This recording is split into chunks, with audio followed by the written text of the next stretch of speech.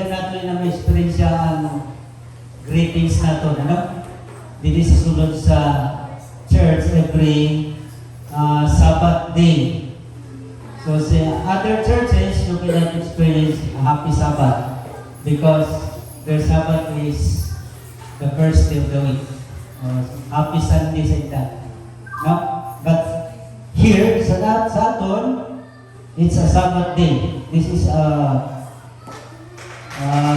Bible-based na greetings. No? Kaya ang greetings natin, agad sa Bible.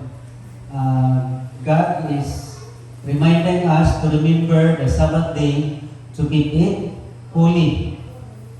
Dapat aton gayon dumdumon ang adlaw ipapahulan is not only a holy one, but it's a sacred day of the Lord. No? Sagrado na adlaw para sa Ginoo. And that's why we are here to celebrate the Sabbath day.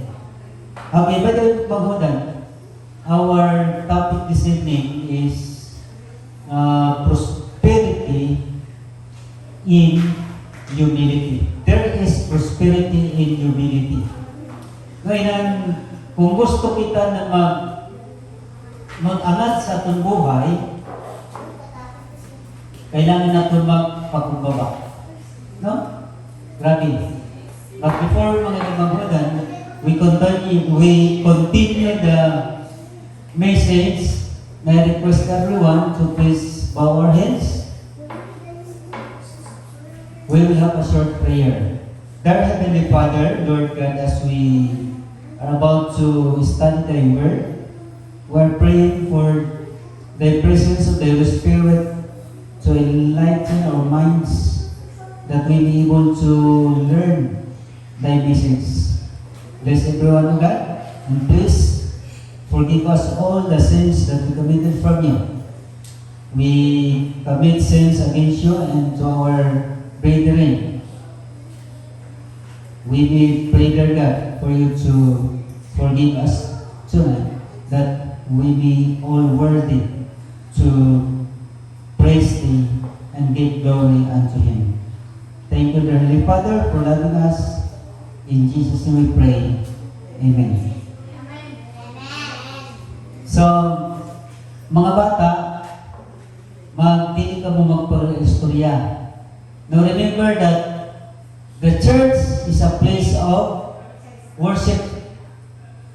And the people who are inside here, all are sinners. No? Wala perfect din sa aton. Itatanan makasasala. That's why we need the grace of God. Nanong kayo magaling kita sa simbahan?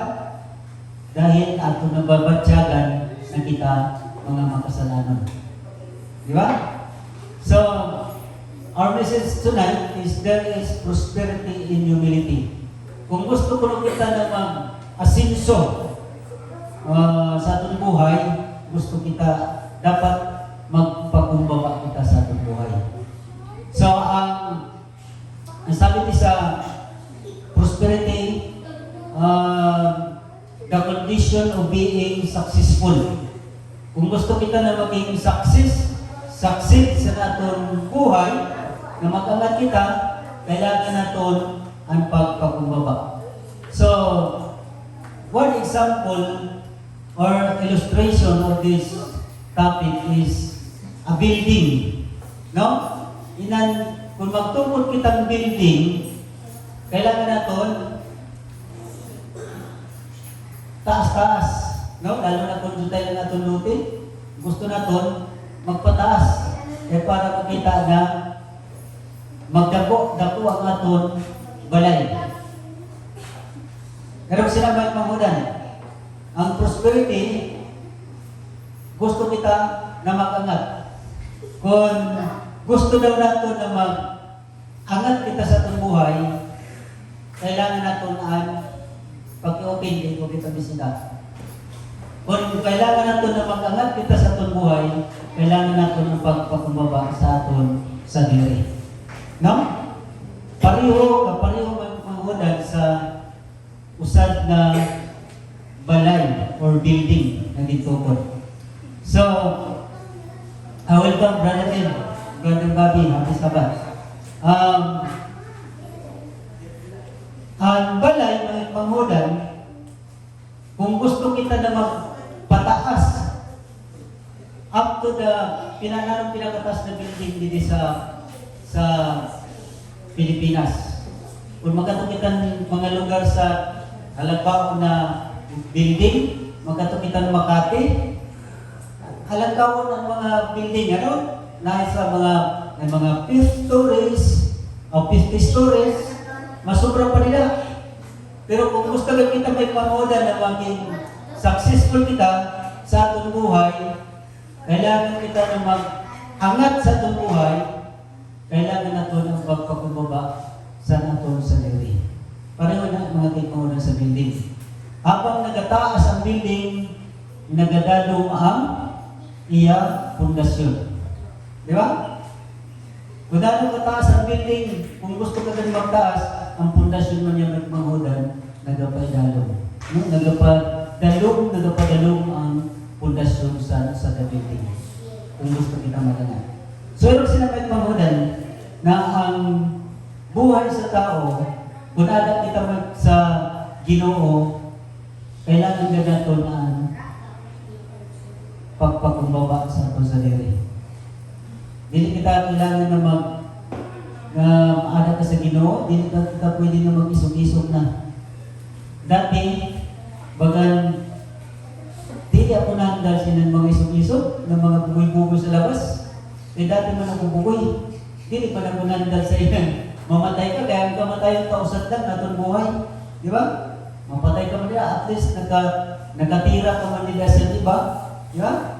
Pero sila ang mga tao na mga patay, mga buhay. Pero yan ang may kumangudan.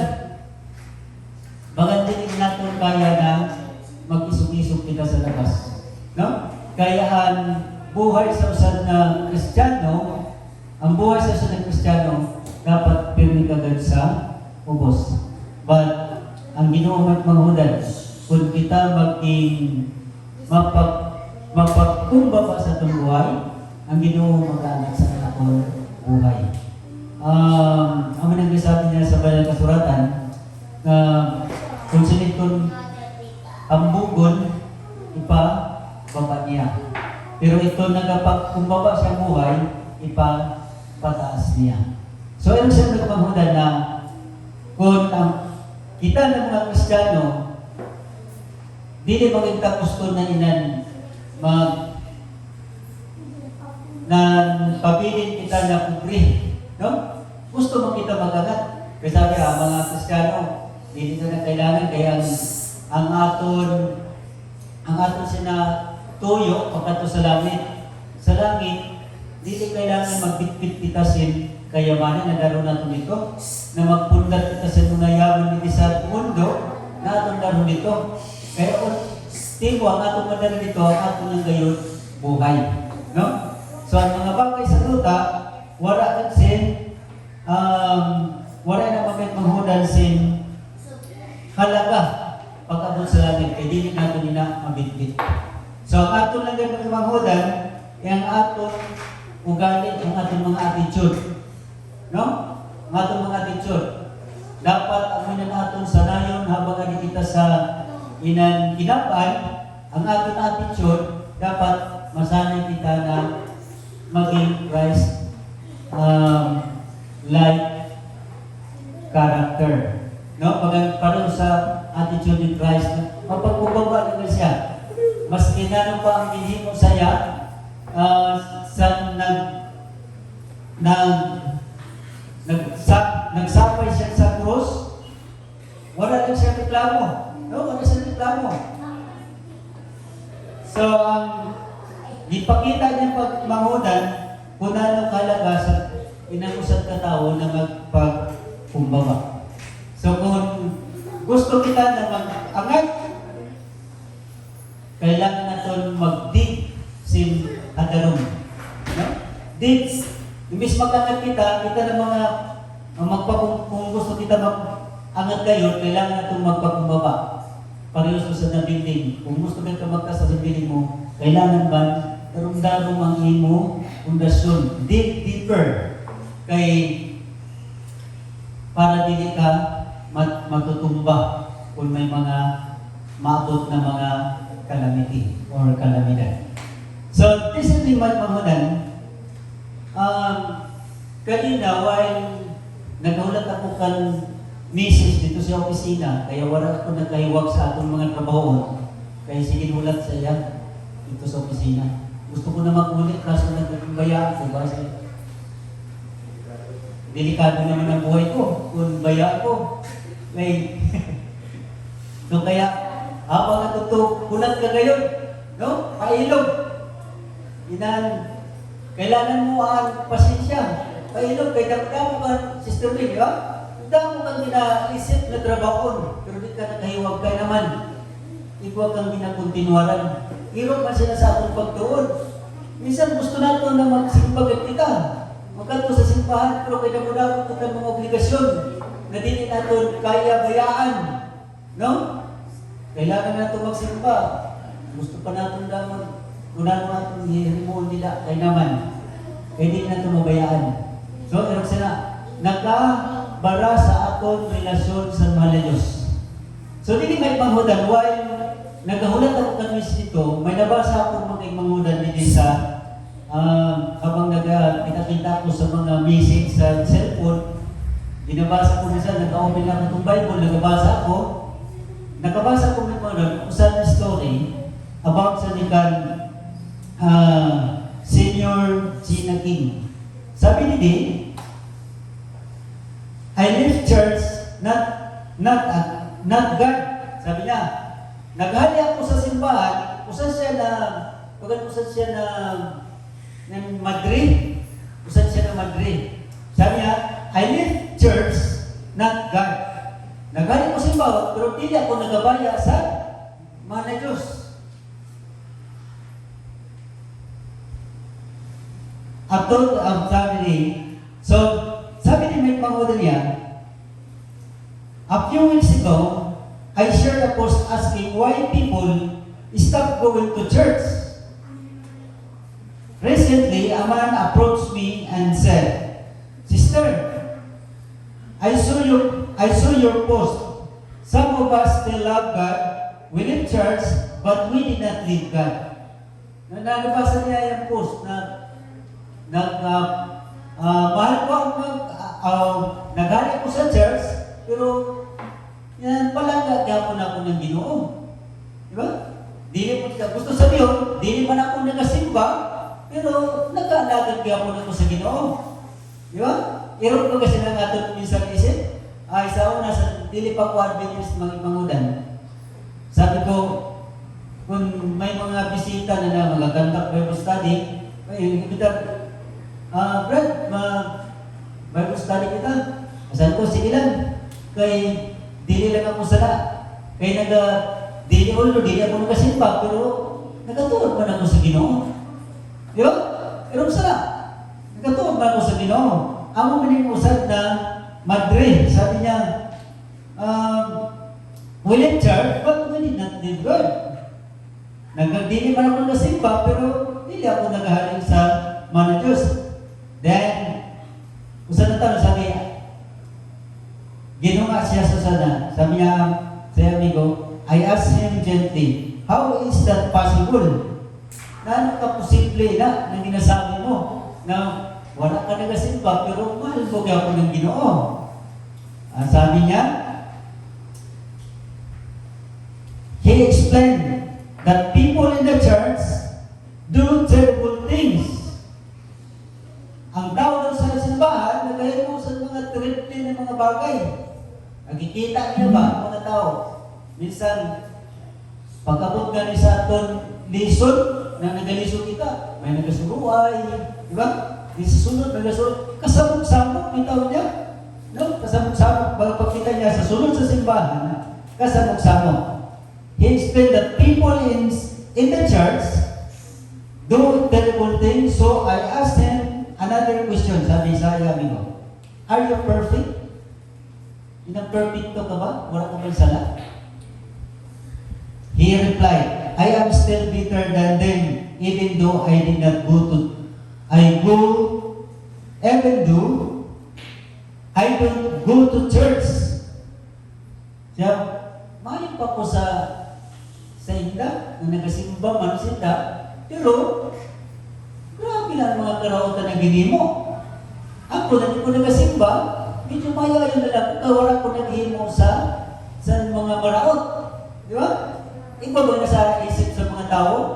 Anak, ay sige simba. Pero ang ugali, grabe. Mas lalo pag sa na-experience siya kaya ni Magurang, nagpatrabaho siya sa balay, sa naruba sa Bagyo. Sabi ni Sister Alet, sabi sa iya sa mga brothers, kaya naulit na siya dahil ginapanitin siya pagtrabaho. Sabi niya, ay, hindi. May nagagawa kay nagmanda-manda. Bakit nag-irog sa nayang actuation? Pero sabi sa mga, ay grabe mga gulo. Yan, tidali ko ng pag-istorya ni Sister Alet, kay nan paliw din sila. Nabagan kay Bano, pero sige na sa simba. Nagasigil simba nila, pero grabe ko gali, di ba? Sabi ni Pangurang, mas lalo pa ang ugali ko grabe ko, dili ako nagasimba. May kaya nagasimba ko, bas-bawas ang ugali ko. Di ba?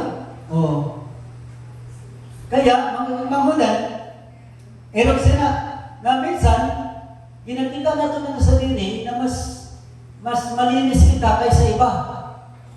No? Malinis kita kaysa iba. Kaya, minsan, ginabaliwala mo kay imo sa diri ang imo ginatagan atensyon. Wala nang Ginoo. But God reminds us that there is prosperity in humility. No? Ang pag-angat natin, kailangan din natin magpakumbaba kung gusto kita mag-angat. Kung kita mag-alaga sa Ginoo. So sabi nila, church was never meant to be perfect people. Perfect people. If it were, no one would qualify. The church is a place for sinners who know they need grace, healing, correction, and growth. So sa simbahan, sa sunod sa simbahan ng kanudan, wala sin perfecto din sa aton. Wala sin matibay sa aton. No? Maski sa akong sa diri, ako makasalanan. Damdama akong failures. Damdama akong pagkakamali sa akong buhay. Na minsan nalingin na sa sabutan sa atong kapwa. Na sa atong kapwa tao. So sa sunod sa simbahan ng pangunan, ato ginadumdumon na nagkani kita because we need the grace, the healing, and the correction and growth and the power of Jesus. No? Amo nang kailangan natin. Nagkari kita nili na dili kita nagkari, ay makatulad kayo. Yung bagang perfect na. No? Perfect na ako. Kaya nakatulad na simbahan. So we come to church because we are sinners. No? Dili kita nagkari kay mga perfect kita. Na wala kita mga sala. Kaya nagkari kita kay kita makasalanan. So then, sabi niya, I shared the story with him. A man once said, ang iyami ko, nagsabi man, gin-share dito niya sa Madrid. No, gin-share niya. Sabi niya, I have left the fire. Amin niya siya story about sa fire. Sabi niya, I have left the fire, but I am still warm. Someone asked, how is that possible? He answered, I took a burning coal, but the fire and walked a burning coal from the fire and walked away. The fire is no longer necessary.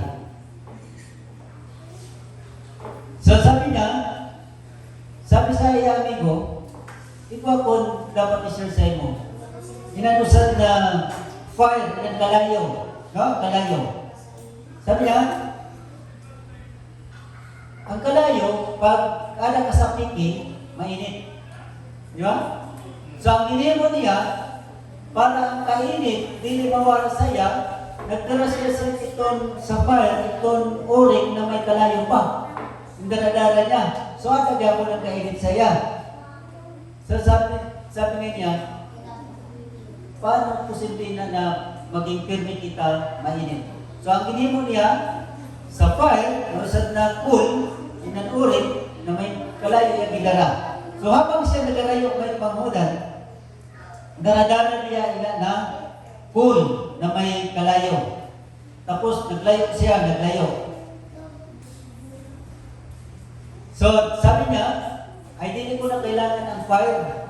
Kaya ikaw siyang coal na dardara niya. Pero habang nagpalayo siya ng mga sabi niya, at first, the coal was still hot. Sa primero pa lang, naurapiki pa siya na may kalayo pa, nag-init pa. Tapos, naghatak pa siya kapawa. It still gave life. It still looked alive. No? Nakita niya na bagang buhay pagandang iyang pag-asa na mainit pa. But, with time, the warmth faded. The light went out, the coal became cold, the truth became clear. You cannot stay warm when you separate yourself from the fire. So habang siya nagalakad, nagarayo, ang kalayo na nadadara niya, nagaparong. No? Nagaparong hasta nagatugnaw. So iyon sila magigpanguda ng aton pag-alagad sa Ginoo. Pwede ka man na magsabi na hindi lang maganda sa simbahan, may nag-aalagad pa ko sa Ginoo, hindi ko kailangan maganda sa church. Pero habang nagparayo kita magigpangudan, na naman, nagatugnaw ang aton relasyon sa Ginoo. Nagatugnaw. Sabi ni, you cannot stay warm when you separate yourself from the fire. Kung marayo ka na sa kalayo, hindi ka na pwede warm. Kaya matugnaw ka talaga. This is the danger of saying, I need church, but not God. Amo ko doon yan, amo talaga ang dahilan. Na nagalit ka sa pagsimba, nawara ka na sa pag-alagad. Kaya naman, nagbutang mo mo sa imo isip na nagasimba ko na ako, nag-alagad, nagatulog pa man ko sa Ginoo. Pero the truth, mga panghudan, ang kamatudan, tugnaw ang imo pag-alagad. No? Matugnaw na. Kaya kung hindi ka rin kasimba, itaw mo na mga panghudan, hindi na mga backslider na ng mga panghudan. Masukatan na ito, hindi na mga isang kumusta, hindi na maglaman. Maliniw na sa atin. No? Pagsugat na ito, imbes makita na ito, nahirap na sila. No? Nasiway ang pumayon. Nahirap sila. So, sabi ni may panghudan, God is the source. Yes, but the church is where the fire is keep burning. Kung ano kita pirmi sa simbahan, magsimba kita, pirmi kita alive. Pirmi mag-ilaw ang aton ang kalayo, ang aton pangapagtuon. Pirmi nag-ignite, no? Nag-usok. Pero pag nag-wala ka na sa pagsimba, dahilan talaga nagmahudan, nag-pull down na. Where the word is taught, where the faith is strengthened, where believers sharpen one another, you may still pray for a while, you may still feel close to God.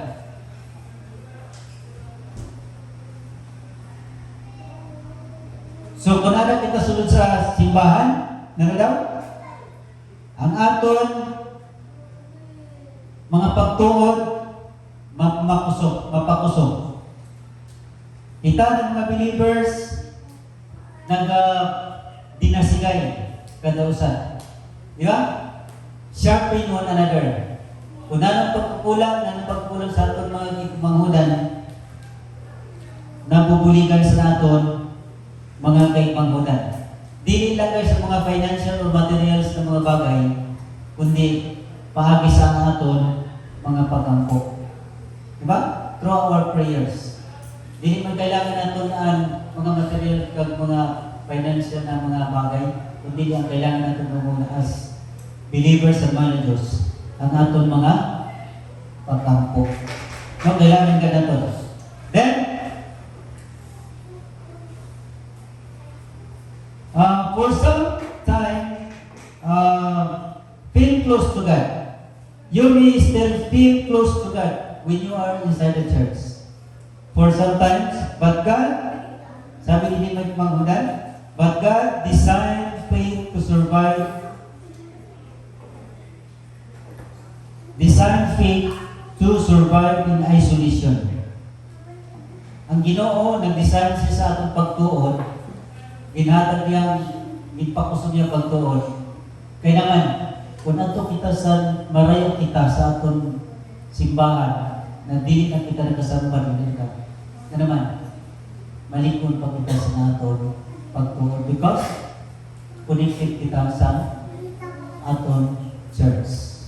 Makato ka mo sa iba na lugar, dili na ka mo magsimba, dili kita magsimba, natutugnaw talaga ang aton pagtuon.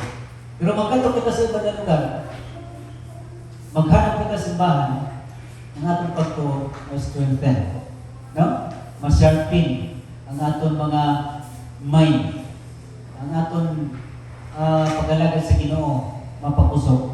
Kung magsunod kita simbahan. But if kung aton ibutang ang aton mga kaisipan na hindi ko man na kailangan magsimba, kaya ato ko sa labas, nag-aano gyapon ako, nagatungod man ako sa Ginoo, nag-aampo ako dito sa balay. No?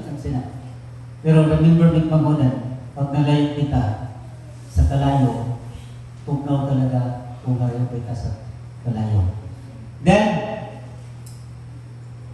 kaya ginesign sa mga Diyos ang aton mga pagtuon to survive when we are isolated. No? Kung malayo ta. Christianity is not a solo journey. God calls us into a body, a family, a community. No, ang journey naton sa aton pag-alakad sa mga Diyos, dili naton kaya kung aton suluhon. Kailangan talaga naton ng kabady. Kailangan naton ang iba ng katao. Kailangan naton ang aton pamilya. Kailangan naton ang aton community. Leaving the church because of people's attitude does not mean you to choose God. It often means you are focused on people in the first place. People will fail, people will disappoint, but Christ remains faithful. So, ang pag-alagad naton, dili naton ikita sa naton kapwa tao. Kaya naman, sabi nini, ang tao ma-feel, mabagsak. No? Mabagsak. People will disappoint. Ang tao ma-disappoint. Kapareho lang sa aton. Kung ano nga itong pamatyagon, magkaibong kita sa mga disappointment sa atong buhay, hirap man siya ng tao. Kaya kung makita ka sa itong kapwa, pag nabagsak ang usa ng tao, dili na kasimba. Kita man, dili naman kita magsimba. Wala na kita. Kaya naman, ang atong kita, ang tao. Dili na itong kita ang Ginoo. But, if we look unto Jesus, the author and the finisher of our faith, sabi na, Christ remains faithful unto us. No? Si Kristo magpabilin sa aton nga matinud-anon sa aton. No? So, sabi ni, you don't leave God by words, but separating yourself from the place where the faith is no rest, slowly affects the heart. Kung aton pilion na magpalayo kita sa Ginoo, ang aton mga puso, ano man, mahinay-hinay siya pa kaluya. Then, ang advice ng panghudan sa aton, we must have to stay close to the fire. Or stay close to Jesus.